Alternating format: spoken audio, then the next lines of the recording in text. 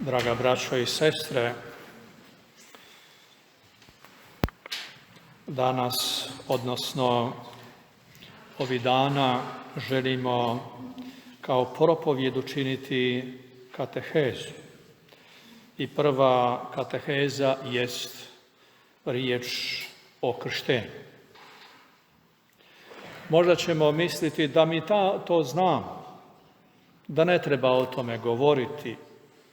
Međutim, možda oni koji znaju, možemo nešto ponoviti, a onima koji ne znaju, mogu ipak nešto naučiti. Dakle, svakome će biti dobro da čujemo i da malo razmislimo. U vjeronauku smo učili da je krštenje prvi temeljni i osnovni sakramenat bez kojega se ne mogu primiti ostali sakramenti. Dakle, to je platforma ili temelj od kojega idu dalje drugi sakramenti. Redoviti djelitelj sakramenta krštenja je svećenik, đakon i biskup. Redoviti. U iznimnim slučajevima i prilikama, nezgodama, nesigurnostima može krstiti svaka osoba koja ima namjeru krstiti.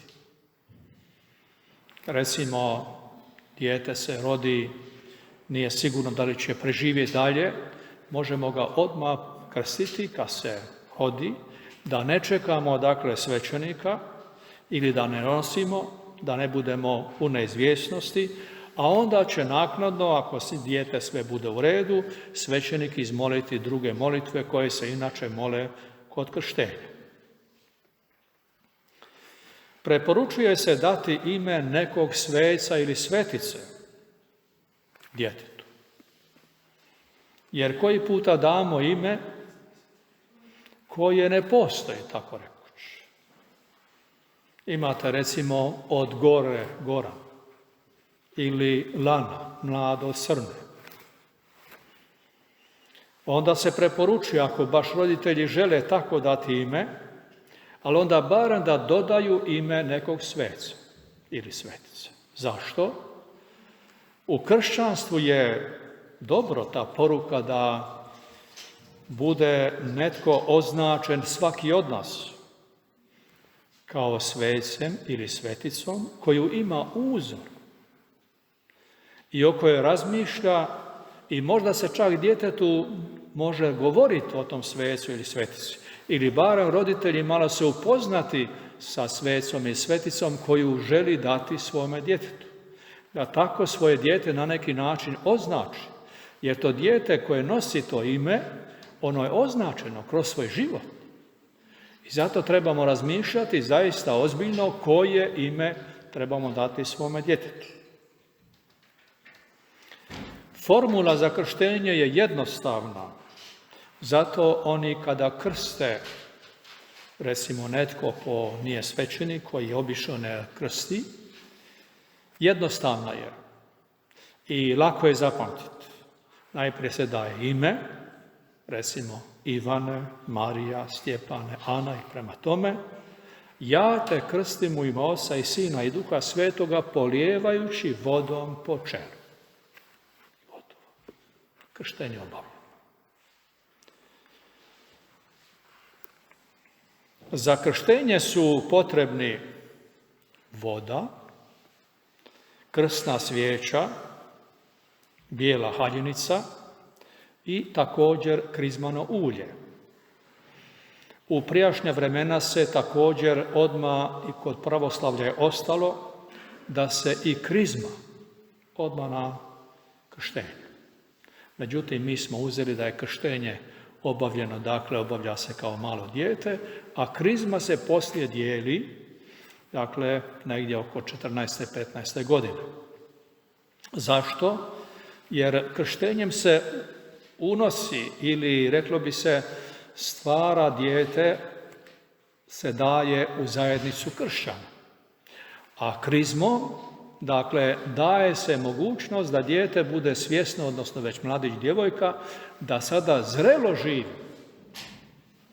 a dijete se krsti malo i zato su odgovorni za njega najprije roditelji i kumovi. Zato voda može biti, recimo, kod krštenja, obično se posveti voda, svećenik to učini, ali kod iznimnog krštenja, dakle, možemo krstiti običnom vodom koju imamo, polijemo dijete. Zato je obično dato da se može što lakše obaviti to krštenje. Jasno, s namjerom da želimo dijete krstiti. Dakle, imamo znakove koji jesu i ko poruke. Voda zašto? Isus je kršten u vodama Jordana. Zatim znamo da je kod samog raspeća istekla mu je, dakle, iz grudiju posljednja kap krvi pomiješana s vodom. Tako da se hoće reći zajedništvo nas s Kristom jest u tome da smo sukršteni ili suobličeni samo u Kristu i zato se zovemo kršćani jer nosimo Kristovo ime. Krsna svijeća jest simbolika jedna jako lijepa koja se upaljuje, dakle, na uskrsnoj svijeći. Dakle, koja prepoznaje, odnosno predstavlja Krista uskrsloga i zato mi se uobličujemo sa Kristom uskrsnulog. Zapaljuje se svijeća, dakle, krsna svijeća i daje se, dakle, roditeljima, obično ako je dijete malo, onda se daje roditeljima ili kumu, već prema tome. Ima tu nekoliko zgodnih stvari koje se mogu učiniti što se tiče svijeće. Može se dati, recimo, svijeća, ako je dijete već veliko, njemu samom pa drži svijeću. To znači njega označava to svijeća koja gori, koja je život, koja neminovno kao svijeća gori i izgara i nestaje, ali svijetli. Tako mi trebamo svijetliti kao kršćani koji smo prosvjetljeni na Kristu i sakramentom krštenja. Zgodno je, što se tiče svijeće, možda da daju i jedan, i drugi, i treći uzme svijeću kao simbolika sada krštenja. Svi smo mi kršteni. To je sad zavisi od svećenika koji dadne nekakve, rekli bismo, bogatstvo tog krštenja koji se može napraviti, da bude ljepše, da bude nekako ugodno i znakovito simboliko.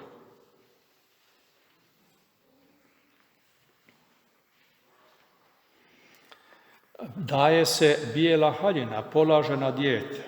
Bijela haljina označuje čistoću duše. Dakle, djetetu se briše istočni grijeh i svi drugi grijesi. Ako je jasno odrasta osoba. Jer dijete ne može sagriješiti, jedino ima istočni grijeh koji je naslijeđen, dakle, od naših praroditelja.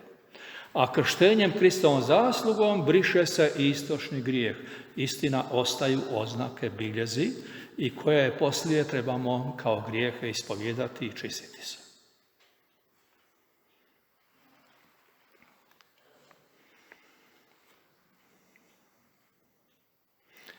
Uobičajeno, što rekoh već, skrste se djeca.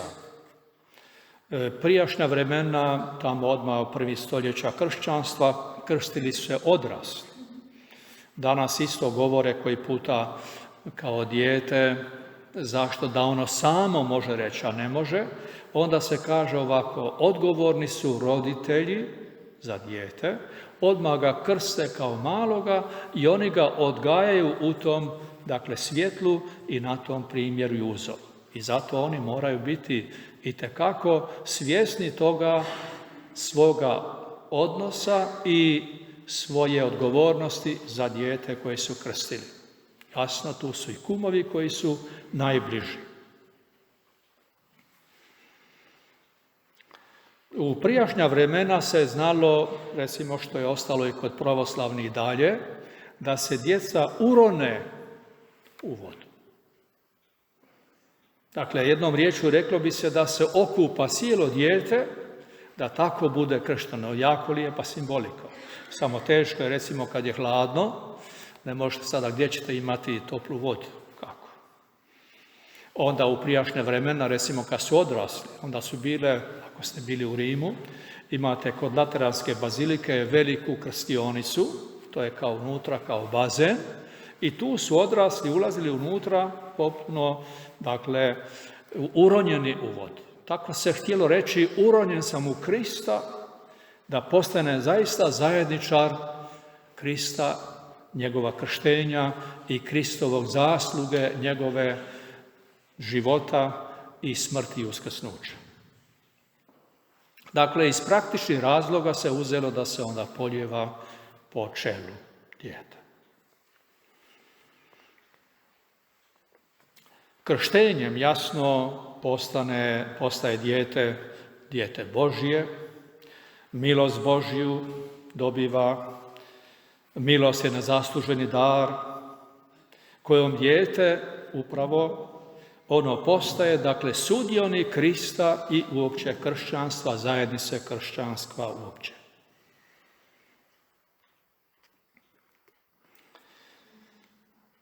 Što se tiče samog krštenja, može biti, recimo, krštenje obično vodom, uobičajeno je, međutim, može biti krštenje željom. Kako i zašto? Uzmimo u nekim krajima gdje se dogodi da pojedinac želi se krstiti, ali nije u mogućnosti da se krsti, nema svećenika ili ne znaju, ali on želi biti kršćanin. I u tome vremenu možda umre, možda bude ubijen, dakle on je željom kršten. I onda ima krštenje krvlju, recimo u misijskim krajevima dogodi se to da misionar propovijeda i sad odluče se neki da žele biti kršćani. A tamo neki, recimo poglavica ili kralj, ne želi i onda kaže ili ćete biti, dakle, moji ili vas neće biti. Oni kažu želimo se krstiti. Iako nisu kršteni, ali ubijeni su, dakle oni su kršteni krvlju. Dali su svoj život za kršćanstvo.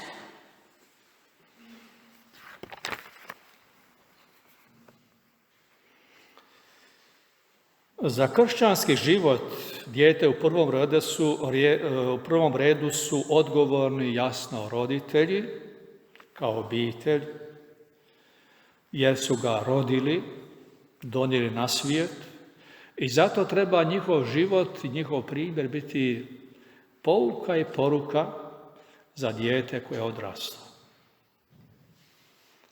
Jer dijete upija, sve gleda. Već kad može prepoznavati nešto, vidjeli ste malo dijete kako gleda očima svuda kuda mama ide ili tata. Sve prati, kad ne može hodati, ali očima vidi. A onda posebno razne geste koje gleda kod roditelja ili kod kumova koji su najbliži, to čini dijete. Kaže se da je dijete do 3. godine kao spužva koja sve prima, samo pitanje što prima. I to ima u sebi. I tu je više manje do 3. godine dijete formirano. Što se tiče onog osnovnog, glavnog, sad se samo afinira. Što smo dali. Osim roditelja, kumovi su jako značajni i kod nas je, hvala Bogu, ovdje običaj, da zapravo oni su drugi roditelji. Kada bi, recimo, ne daj Bože, dogodilo se roditeljima da bi poginuli, umrli, tako nešto, roditelji su prvi pozvani da budu roditelji. Ovi kumovi su pozvani da budu roditelji djeteta. Da li je to uvijek tako, to sad pitanje drugo. Ali ono što crkva želi i zašto? Jer dijete na neki način, kao malo dijete, želimo osigurati da ide zaista dobrim, pravim putem.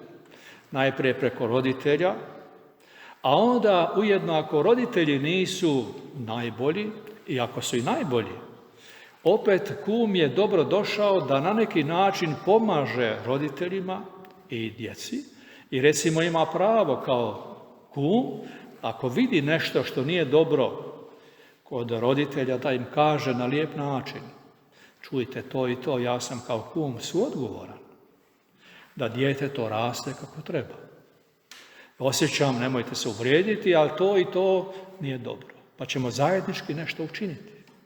Evo, to je poticaj kuma koji kao drugi roditelj djeluje na dijete i djeluje na zajednicu da ide pravim putem. Nije dobro da se kum previše petlja i previše možda čak kvari. To jasno da nije dobro.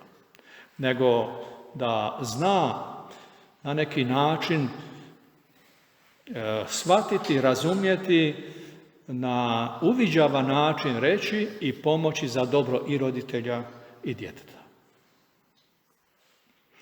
Zato recimo što se traži razne potvrde. Imamo potvrdu ili potvrdnicu, što znači ono što je dijete primilo ili odrasli što je primio. To je takozvana potvrdnica.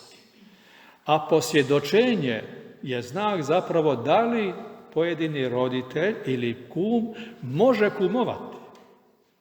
Da li je on prikladan za kumstvo? Za kumstvo treba biti onaj koji je primio sakrament. Ne može biti kum koji nije primio sakrament. Meni se sviđa ovaj koji možda nije ni kršten, ali da vam bude kum. Ne može. Zašto? Opet kažemo. Ako slučajno dogodi se da roditelji nisu odgojeni, dijete se rodilo, ali ako imamo dobrog kuma koji iza toga stoji, koji je primio sakramente, koji živi kršćanski i sakramentalno, onda vis-a-vis toga može kum biti, jer on svjedoči i drži sigurnost da dijete bude odgojeno pravim putem kao barem kuma. Da se barem na nekoga može osloniti da dijete bude sigurno išlo pravim kršćanskim putem. Evo, zato su ti sakramenti, ono što kažemo koji puta, svećenik fitilji. On je dužan da traži od pojedinog kuma za kumstvo, dakle da ima sakramente, jasno krštenje, potvrdu i druge sakramente koje ima, također krizmu, da je punoljetan. Po pravilu ne bi mogao biti kum samo kada je primio pričest i ispovijed. Krizma je kao punina sakramenata, osim jasno i svećeničkog reda i ženidbe i bolesničkog pomazanja, ali tu ta tri sakramenta kao jedna okosnica, čvrstoća, kojom daje sigurnost da kum može biti zaista prikladan za kumstvo. Zato se kaže, koji puta se zna reći, kao što je u državi, u općinama, sakramenat, odnosno potvrdnica ili potvrda za da može kumovati, vrijedi dakle 6 mjeseci. Zašto? Jer ako je više od godine, može se dogoditi nešto što nije dobro, recimo rastave se. Onda takvi kumovi koji su rastavljeni, i osobito ako se oženio s nekom drugom ili s nekim drugim, ne može biti kum. Zašto? Jer živi u grijehu. Zato kum mora biti zaista kršćanski vrednovan i prikladan i sakramente da je primio, ali i da živi te sakramente. Ne samo da je primio na papiru, nego da živi. Tako da dijete bude osigurano da je u dobrim rukama.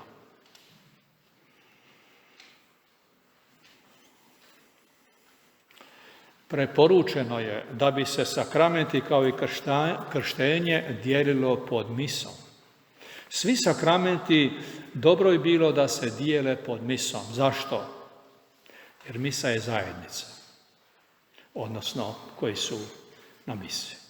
I dijete se ubraja u zajednicu, prima ga zajednica i zajednica se zajednički veseli sa roditeljima što je dijete uključeno u zajednicu isto što se krsti.